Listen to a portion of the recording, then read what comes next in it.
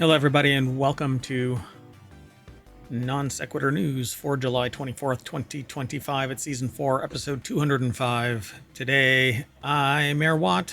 I'm the visualizer on the right. We'll be talking about these 10 articles. VShojo Implodes. Should they make this? How about San Diego ComicCon 2025? Cosmc Flop. Paid to idle. Don't use Apple Carplay Ultra, says BMW. What? Fake quotes, but who verifies? VR game showcase returns from protein bar to raw fish. And how about Count Coach-a-lots? Everything is powered by ohmTown.com. That last article is kind of weird. We'll find out about it. As we approach the end of the show, there's 10 articles, and I use ohmTown over there that you see on the screen to manage my information overload, and then I kind of distill some things down to what gets submitted, and then we talk about it here on Non Sequitur News, as well as the 6 other podcasts that we do. They end up being weekend shows here on Twitch and on YouTube, but you can download them on Saturday and Sunday as well as podcasts. Non Sequitur News is streamed to Twitch and YouTube as well, and then gets turned into a podcast. So there's 7 podcasts total, and we're going to be spinning up 2 more here pretty soon, and they'll be weekly shows too, posted over on YouTube and as podcasts. But I can't do any weekend shows streaming anymore. My mayoral duties are keeping me from doing that. So anyway, everything is powered by ohmTown, so let's see what it has to say.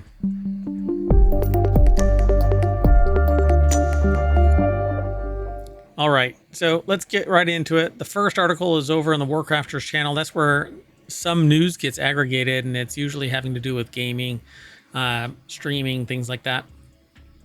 Well, VTuber CEO admits to spending charity money as agency implodes.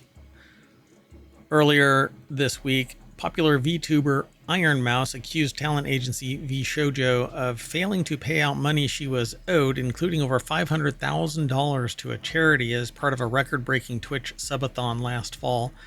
Now VShojo has revealed it's shutting down after failing to raise more investment funds, and the CEO has taken responsibility. It's kind of interesting how plain and simple it is. I'm not sure how to pronounce Ethan's last name. It's Gach. I don't know if it's a soft or hard CH, so Gach or Gash. I'm not sure. So the article's over at Kotaku.com, and it's categorized as Twitch, but they're a YouTuber as well, but they're on Twitch.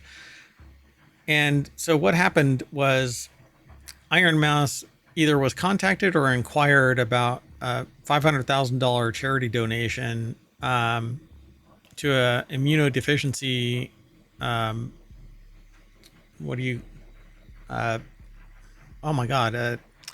charity fund, or I don't know what it's called, IFD or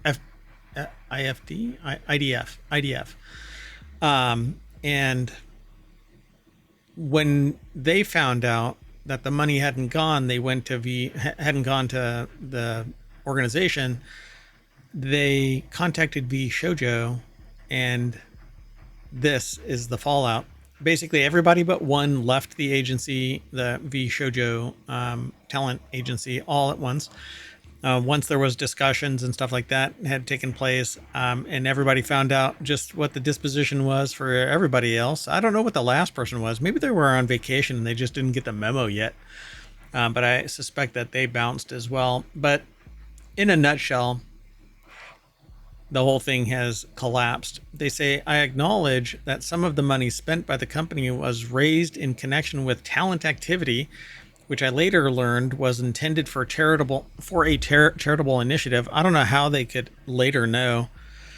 So this, I guess, would be part of the whole thing, that the agency was poorly run. The talent agency was poorly run.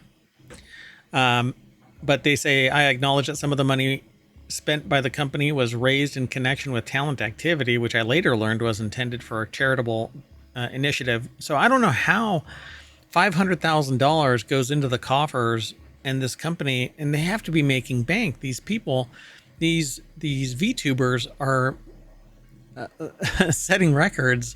They're viral on YouTube and on Twitch. They have merch. They have all of this stuff that should be funneling through the agency, and everybody is getting, everybody supports everybody else, and you have goals and objectives, but you're part of an agency that's all working together to grow the business. But this person, I don't know what the hell they were doing. It's just pretty wild. There is no way that a VTuber coming on board. The only thing that I can imagine. Okay, so the only way that I can imagine that this could have taken place is that they were running negative for so long, ramping up the VTubers to prominence that by the time they started making money, they were already so deep in debt, and the interest rate was so high that it was like, I don't know, break your knees kind of money, the interest rate, and so they couldn't pay it back. So they say, at the time, we were working hard to raise additional investment capital to cover our costs, and I firmly believe, based on the information available to us, that we would be able to do so and cover all expenses. We were unsuccessful in our fundraising efforts. I made the decision to pursue funding, and I own its consequences. Well, no, you own the consequences of a shit decision. He said that VShojo had raised $11 million a few years ago, and the money had been poured into trying to grow the agency amid the growing popularity of VTubers in the US. This included various fan events like concerts and splashy branded collaborations, like bringing skins and voice performances from its signed VTuber personalities to games such as Smite.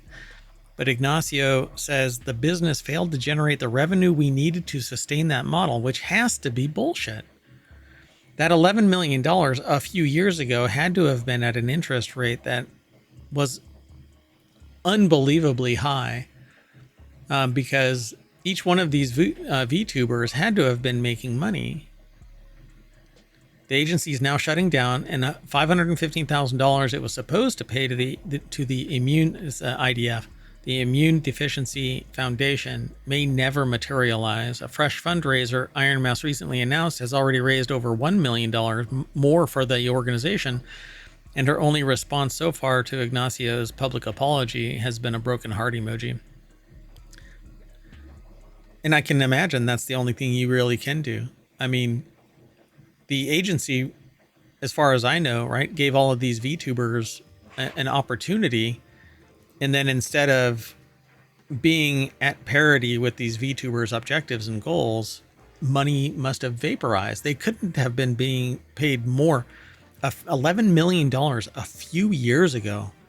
If they're sitting there viral and having to pay to be seen,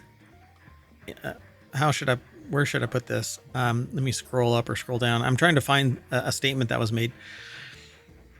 That they were basically trying to find, they were trying to put their personalities, signed VTuber personalities, to games such as Smite. All of this should have been making money. There wasn't any money being lost. They were already viral, and so there should have been money rolling in. I would love to see the books on this, because each one of these VTubers, maybe there's a bunch of VTubers that I don't know about inside the coffers of VShojo, but wow, hot mess. Oh, and let me see. I don't think I put the show notes in ohmTown, so let me do that real quick.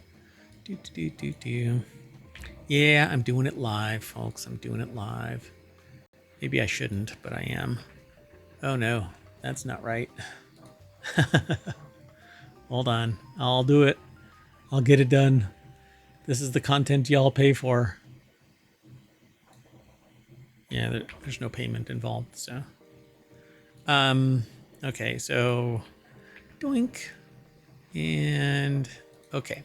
So if you want the show notes over on Twitch, at least until the next episode, of Non Sequitur News, you can hit !NSN, and ohmTown will spit the articles out in the order that we're going over it. So a title and then the URL, and you can click the URL and it'll take you over to ohmTown. And that little tidbit that you see there is just the beginning. Once you click the link, you get taken over to our source. Let's move on. The next article is over in WarCrafters. I don't think they should make this, says the author of this from PC Gamer. So it says, we at PC Gamer celebrate ingenuity.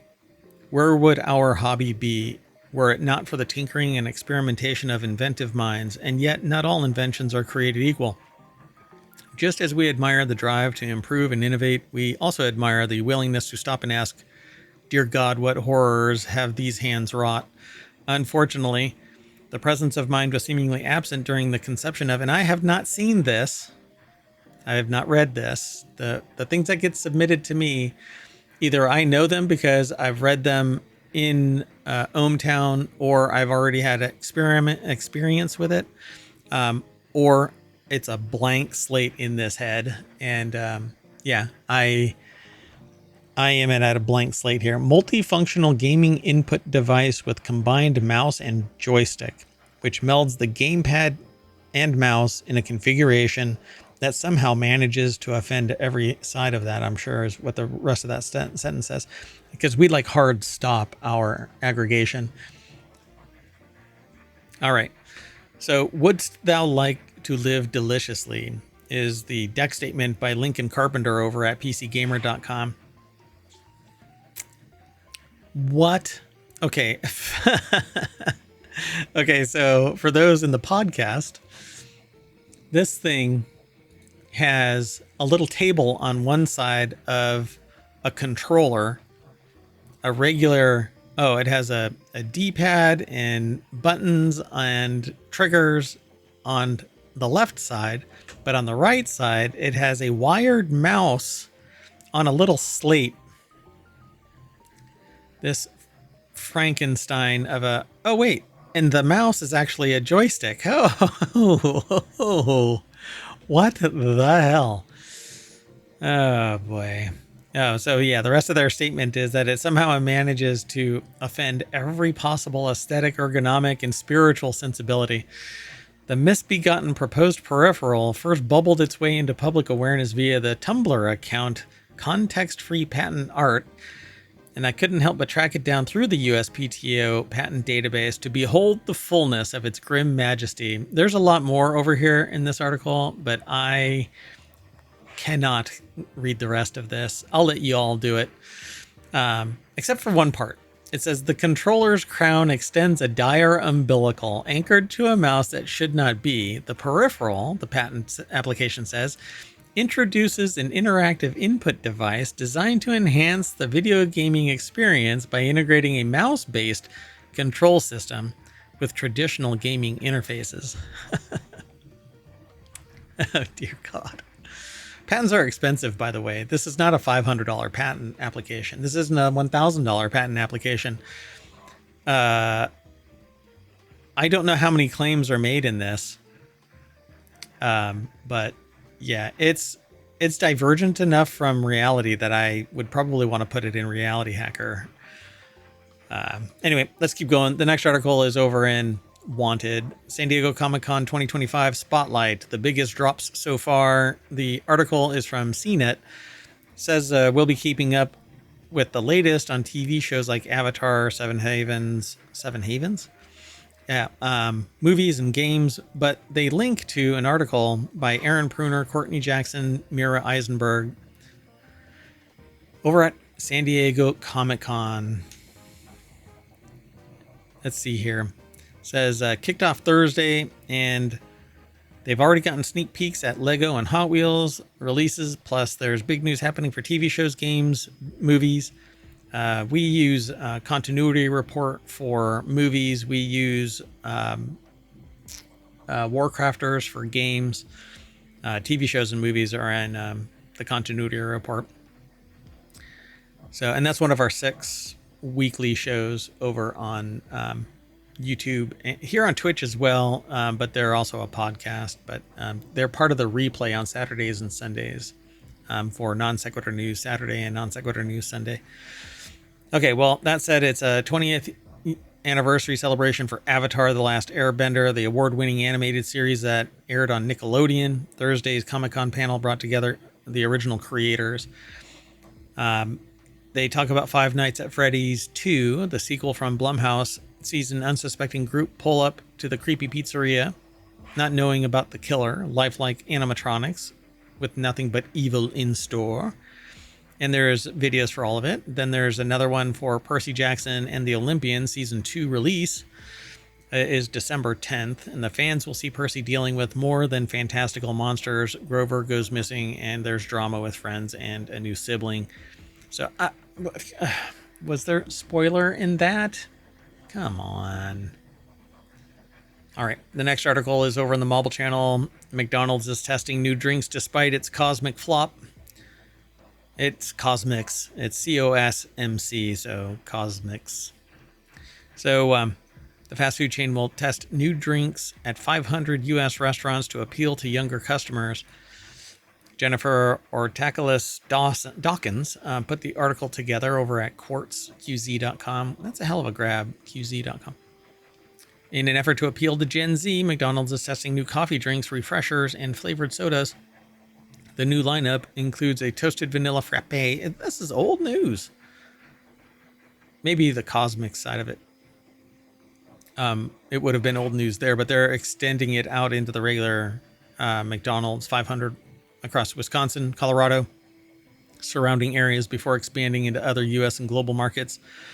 Vanilla frappe, creamy vanilla cold brew, along with flavors tailored to younger customers like strawberry watermelon refresher, Sprite lunar splash, and popping tropic refresher. Oh my. Anyway, test runs come after the flop of Cosmcs, a standalone brand of restaurants that offer coffee, cold drinks, and snacks. The first locations were in Chicago and Texas. It was basically to be competition with Starbucks, but this happened like right before the pandemic, I think it was. So the spinoff was the company's entry point into the growing afternoon beverage pick-me-up occasion, CNBC reported. While it benefited from initial buzz, sales dwindled as the hype faded. After 18 months, McDonald's closed 3 of its larger locations with plans to open 2 smaller locations and bring similar drinks to its main brand menu. If anything, it should be really small drive-through kind of a thing, and just get people in and out. Don't try and have them sit there and hang out. People don't have time for that anymore. Have you seen the economy, for crying out loud? McDonald's U.S. same-store sales fell 3.6% in the first quarter of this year, according to its latest earnings report. People can't afford. All right, the next article is over in FourWheelTech. New Yorkers pay a person to sit in their cars and avoid getting tickets. Sydney Charlotte's business of moving people's cars around to avoid getting street sweeping tickets is booming. Logan K. Carter over at Jalopnik.com put this article together. I feel like I'm getting punked when I'm seeing this, but 29-year-old Sydney Charlotte went viral on TikTok after she posted a video advertising her services as a car sitter. With the state of the economy and the nightmarish place that it is, and the cost of it's not in my head, and the cost of living in major metropolitan areas higher than ever, it makes sense that people would turn to creative ways to bolster their income. But car sitting, it sounds strange. And in most regions, it would be totally unnecessary. But in the big bad city of New York, it's working out great for Charlotte. Her business of moving people's cars around to avoid getting street sweeping tickets is booming. Wow. So let's see. Charlotte got laid off from her job on the West Coast and moved to New York City, but she still had a year left on her car's lease, so she was forced to bring it to the city where parking spots can cost $100,000. Quote, I heard from people that people sit in their cars during street sweeping and don't move their cars unless the street sweeper comes by. I don't know. Can you actually need your car moved? The car sitter and has a phone number. Pretty wild. All right. Well, I'm not going to continue with this one.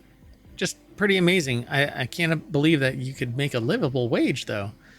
There has to be something else that this person's doing, right? Particularly in New York City. The next article is over in FourWheelTech. BMW wants you to use its fancy new infotainment system, not Apple CarPlay Ultra, but I would rather use Apple CarPlay Ultra since it blends in perfectly with my device, right? Maybe not Android, but then Android Ultra, right? But no, it's because BMW wants to capture all of your information. BMW's iDrive X looks like a major departure from what we've seen in BMWs in the past. I can't tell you how CarPlay Ultra would even fit into this setup. Andy Kolmowitz over at Jalopnik.com put the article together. This isn't the first time BMW has turned its nose up at CarPlay Ultra. Back when Apple previewed its software in 2022, the Bavarians weren't jazzed about the idea. Despite the fact that it had been listed as a future partner by Apple, it hasn't changed its mind, according to the BMW blog. Instead of relying on CarPlay Ultra, it will go forward with its upcoming release of a system it calls iDrive X. It's set to debut in the iX3 electric crossover and then spread to all future new class models, the new class of models, with a panoramic display that runs across the entire dashboard and a parallelogram shaped main touchscreen. It looks to be the major departure from what we've seen in BMWs of the past. So, not alone, BMW isn't the only automaker saying 9 to CarPlay Ultra. Its main German rivals, Audi and Mercedes-Benz, have taken similar steps. So have Polestar and Volvo, according to Motor One. This news comes despite the fact that at one time Apple said that they would. Interesting. So what's going on? What is actually happening? Could it be the poison pill, though? Not sure. Be curious what you have to say. Leave a comment in over on YouTube or in chat now on Twitch, because as soon as the VOD is done, or as soon as the stream is done, the VOD locks and there's no real chat over on Twitch. But on YouTube, we can chat longer term. And there's the podcast. You can leave a comment there.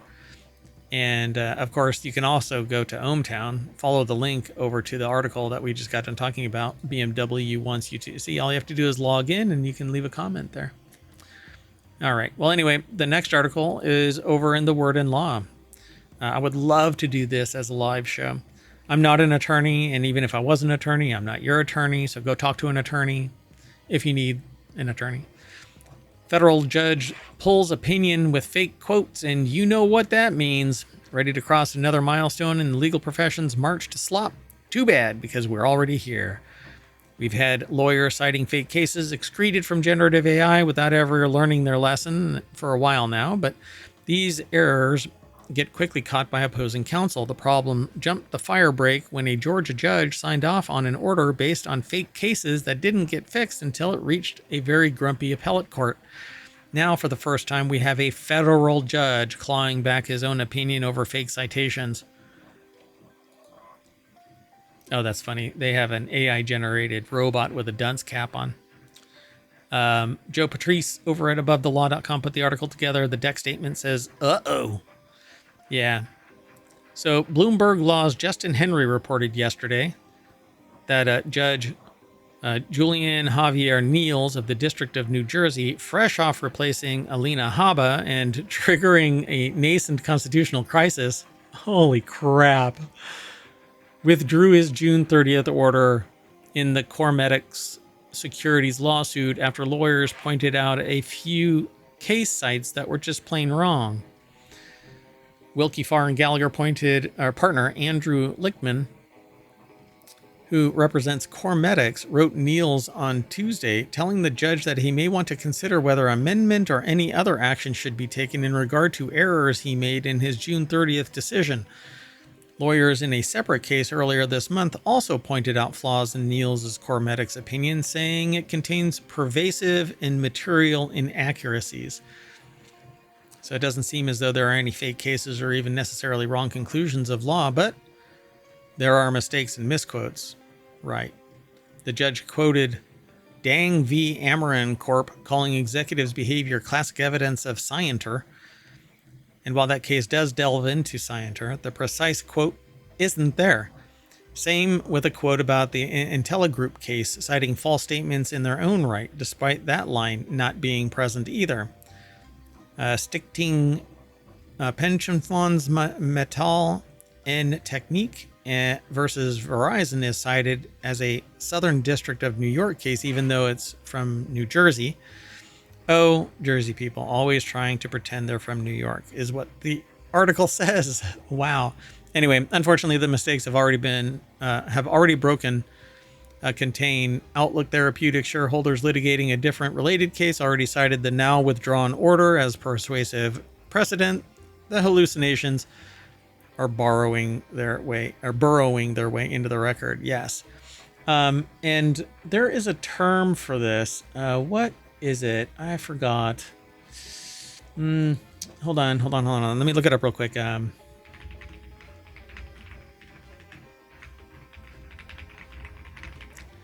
So it's illusion of truth, and it was born from back in the 40s.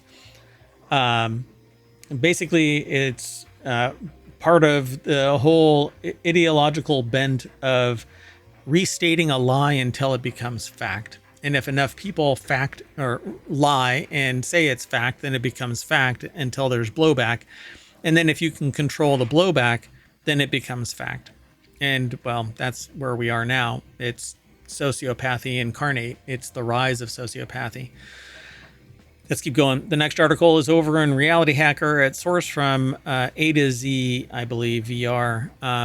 And VR Game Showcase returns in August, promising major new game reveals and updates. VR Game Showcase returns this summer, August 12th, but it's not summer for some people. I mean, it's the end of summer for some people. Organizers say the upcoming showcase will feature major reveals and updates to anticipated games which support Quest, PSVR 2, PC VR headsets. I just learned that there's a new low price for the Pico VR Ultra. So I'm going to sell my Pico VR 2 headset. Anyway, the article is Road to VR. That's what it's called. RoadToVR.com. Sorry about that earlier. Scott Hayden put the article together. And let's see what else it says in here. It says, while we're sure to learn more come August 12th, here's what we know so far. The return of Glassbreakers, Champions of Moss, the latest on Forefront, a new look at Reach, updates from Flat 2 VR Studios. And they have a daily roundup that's attached to this, so you can go over to roadtovr.com and check it out. Thanks, Scott Hayden. The next article is over in the Hatch Ideas channel, which is a show all about business transformation, strategic management. A popular protein bar company is selling raw fish. Here's why. David Protein is now selling frozen cod fillets. Is it a marketing ploy or the start of a new trend? Oof. Aaron Davis over at entrepreneur.com put this article together. Yeah, Gen Z is obsessed with eating more protein, at least on TikTok, and now brands from Pepsi and Starbucks are adding it to foods and changing packaging to cash in on the trend. Some are even adding a whole new product, David Protein, which sells a popular line of high-protein snack bars and claims it has more protein per calorie than any bar on the market. More protein per okay. Now sell something even with even more protein, pro protein. Cod. They're selling cod. Fish. Yes, fish. After hearing feedback from customers who were trying to avoid processed foods, David Protein CEO, who is selling a protein bar, David Protein, and co-founder Peter Rahal, told the Wall Street Journal that the company was looking to do something bold that sparks the conversation while finding a new product. Rahal, who previously founded RX Bar and sold to Kellogg for $600 million, said they found it with cod, a 6-ounce frozen fillet with 23 grams of protein.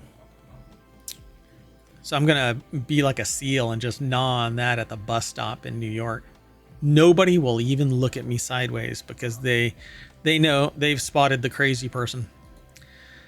The next article and the last one for today's Non Sequitur news is in the Mobile Channel. Yep. You're reading that right, folks. Vampire coach accused of forcing students to donate blood for class credits. A top university in Taiwan has fired a football coach, accused of forcing students to give blood hundreds of times in exchange for academic credit. As wild as it sounds, this blood for grades scandal unfolded inside of Taiwan's most reputable universities. One of Taiwan's. For years, Chow Tai-ying, a decorated women's football coach at National Taiwan Normal University, I don't know how normal this is, allegedly pressured student athletes to donate blood sometimes multiple times a day for mysterious research projects, quote unquote. In return, they were told they could get school credits they needed to graduate. No blood, no diploma. This is over at Vice. Indeed, Vice. Wow. Ashley Fike put the article together for Vice.com. The article continues. The professor who led one of the research projects also apologized.